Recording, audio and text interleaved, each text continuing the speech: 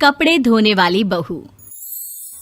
शादी के पहले से ही विभा को कपड़े धोने का बड़ा शौक था। कभी नल के नीचे तो कभी तालाब के पास। अरे मेरी नीली वाली लुंगी नहीं दिख रही है। विभा की अम्मा, कहाँ रखी है लुंगी? अरे वो तो विभा ने परसों ही धोकर रखी थी आपकी अलमारी में, देखो वहीं होगी। वो ना मैंने आज धो दी, मुझे लगा कि गंदी हो गई होगी।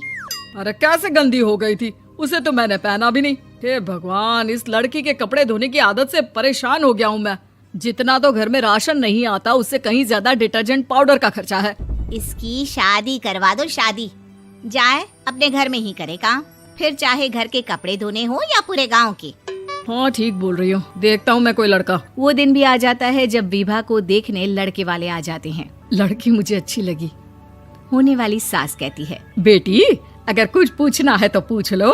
वैसे तो हमारी लड़की बहुत ही शर्मीली है, जो बोल दो वो मान लेती है, इसे क्या पूछना होगा। अरे कैसी बात कर रही हो माँ, मुझे इन लोगों के घर रहना है, सवाल तो कई है। हाँ हाँ बेटा, पूछ लो ना, क्या पूछना है। आप लोगों के घर कपड़े कौन धोता है? सास का मुंह बन जाता है।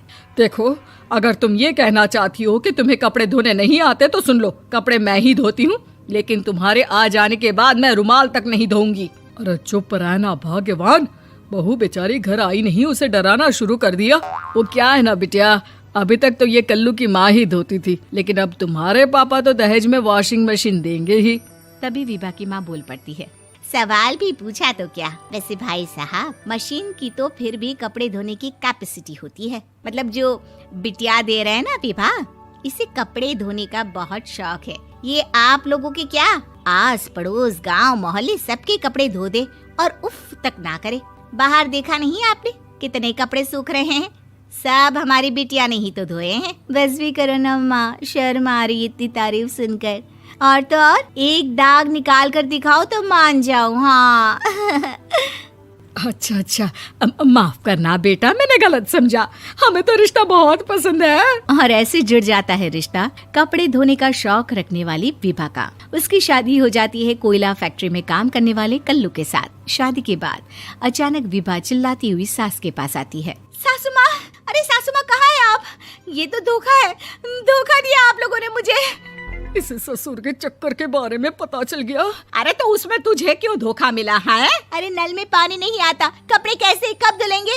अच्छा, तू पानी नहीं आ रहा उसकी बात कर रही है। तो आपने क्या सोचा? कुछ नहीं। अच्छा, तेरी माँ ने कहा था कि कपड़े धोने का शौक है तुझे, याद आया मुझे।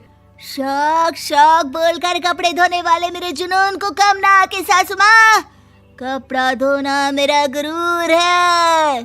तभी पति भी वहाँ आ जाता है। अभी मैंने इसे सनी देओल की फिल्म दिखाई है, उसी के डायलॉग मार रही है माँ। अच्छा सुन, साफ बता रही हूँ, पानी सुबह 4 से 6 और शाम को 10 से 12 आता है, समझी? विभा टाइमिंग सुनकर हैरान हो जाती है। ये क्या भूतों का मोहल्ला है? सुबह 4 बजे उठकर कौन कपड़े धोता है? 4 बजे टंकी में पानी जाता है, फिर सारा दिन धोना ना, किसने मना किया? अरे कैसी बात कर रही हैं? 200 लीटर की टंकी में कितने कपड़े धो लूंगी मैं? सुबह ही उठ जाऊंगी मैं। अब क्या था, विभा सुबह 4 से लेकर रात के 12 बजे तक कपड़े ही धोती रहती। एक रोज सास पड़ोस से निकलकर कहीं जा रही होती है कि साथ वाली कहती है, हाँ कल्लू की माँ, जरा ये बताओ कि 2 साड़ी है, 2 ब्लाउज और एक पेटीकोट और एक नाड़े वाला लंबा कच्छा। हाँ तो? अरे तो क्या, कितना लोगी धुलाई ये बताओ। धोबन दिख रहे हैं हम क्या? हमारे पति सरकारी नौकरी से अभी रिटायर हुए हैं और बेटा सुपरवाइजर है कोयला फैक्ट्री में। धोबन समझ रखा है हमें। हाय रे कल्लू की अम्मा, माफ कर दो, वो तो मोहल्ले में यही सब बता रहे थे कि तुमने बहू को कपड़ा धुलवाने के काम में लगा दिया है। सास को पड़ोसन की बात सुनकर गुस्सा आ जाता है। वो घर पहुंचती है जहां घर के बाहर ही इतने सारे कपड़े सूख रहे होते हैं जितने कि किसी धोबन के घर पर। अरे ओ कल्लू की दुल्हन, बाहर निकल। माँ जी यहीं आ जाओ, बाथरूम में चादर धो रहे हैं हम। अरे अभी हम धोते हैं, तुमको बाहर निकलो। ये आस पड़ोस वाले बोल रहे हैं कि हम बहू से कपड़े धुलवा कर उसे कपड़ा धोने वाली बना दिए हैं। अरे छोड़ो ना माँ जी, किन लोगों की बातों में आती हो? आस पास के लोगों का तो काम ही होता है कि वो किसी तरह सास बहू को लड़ा दे। बहू सारे घर के कपड़े धोती है, ये क्या कम है? बोलिए।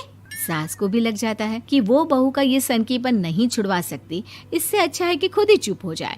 एक रोज सास और बहू मंदिर जाते हैं, जहाँ सास की साड़ी वहाँ खड़ी भीख मांगने वाली से मिलती है। माँ जी क्या बात है, आपकी साड़ी उस भिखारन से कितनी मिल रही है ना? हाँ हाँ देखो तो, दोनों की साड़ी मिल रही है। क्या बात है कल्लू की अम्मा, तुम खुद को तो अफसर की बीवी बताती हो और ऐसी सिंपल सी प्लेन साड़ी पहनकर घूमती हो। सिंपल और प्लेन नहीं है ये साड़ी। तो क्या सोने के धागे से फूल बने हैं? कुछ भी सासू माँ, कुछ भी। हाँ बने थे इस साड़ी में सोने के धागे से फूल। मेरे पति लेकर आए थे मद्रास से स्पेशली मेरे लिए 10,000 की। ताहे भाई साहब इस भिखारन के लिए भी सेम टू सेम साड़ी लेकर आए होंगे 10,000 की। सास उस वक्त तो कुछ नहीं कहती, लेकिन बहू के साथ घर आती है और अलमारी से एल्बम निकाल कर लाती है। ये साड़ी देख रही है, ये वही साड़ी है जिसे मैंने अभी पहना था। इस साड़ी में ये जो चमकदार फूल दिख रहे हैं ना, ये सोने के धागों से काढ़े गए हैं। लेकिन तू लोकल वॉशिंग मशीन ब्रश से घिस घिस कर सारे फूलों को निकाल कर साड़ी प्लेन कर दी। मुझे माफ कर दीजिए सासू माँ। और तो और, जब मैंने तुझे तेरी गलती के लिए कुछ नहीं कहा, लेकिन तूने तो सबके सामने मेरा मजाक ही बना दिया। क्यों? बहू को समझ में आ जाता है कि अब से उसका कपड़े धोना बंद।